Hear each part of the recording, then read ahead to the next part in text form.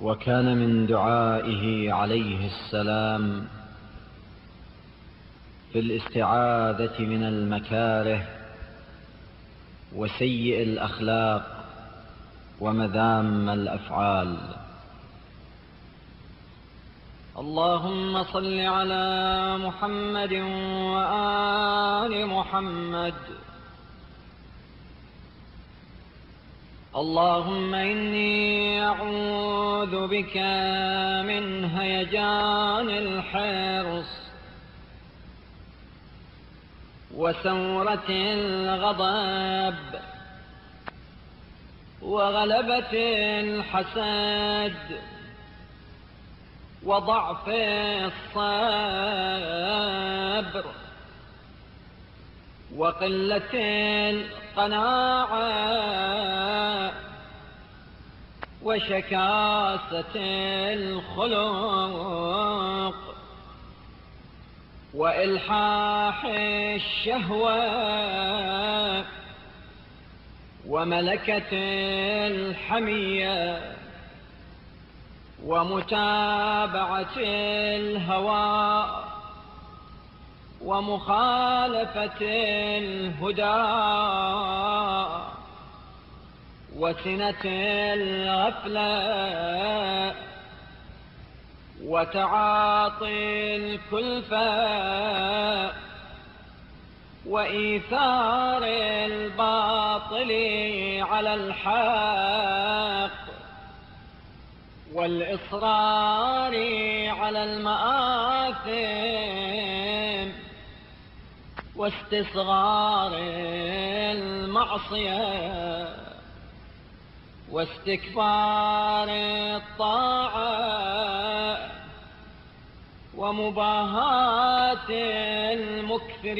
المكثرين والإزراء بالمقلين وسوء الولاية لمن تحت أيدينا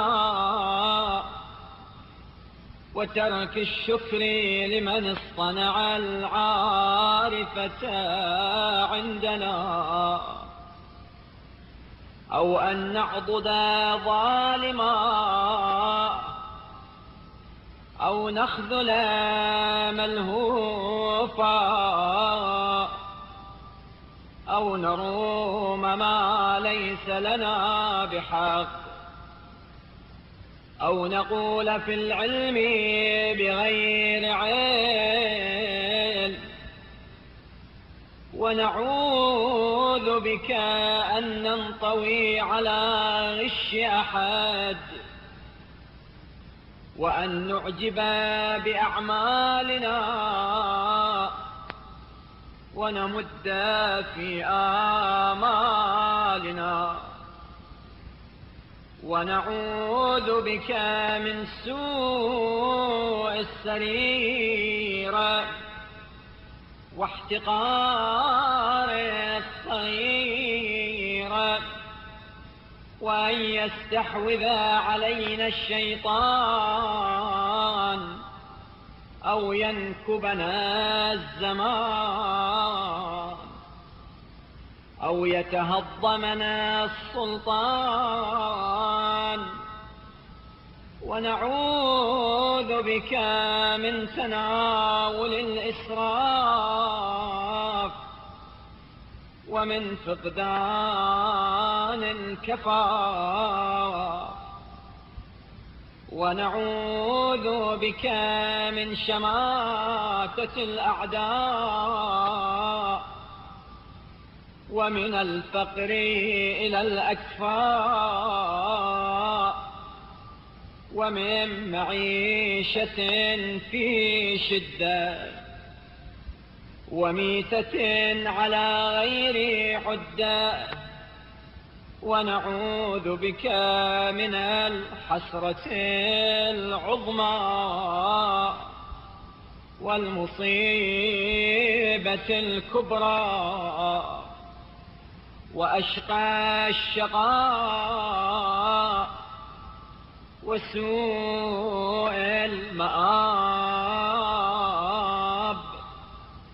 وحرمان الثواب وحلول العقاب. اللهم صل على محمد وآله وأعذني من كل ذلك برحمتك، وجميع المؤمنين والمؤمنات يا أرحم الراحمين.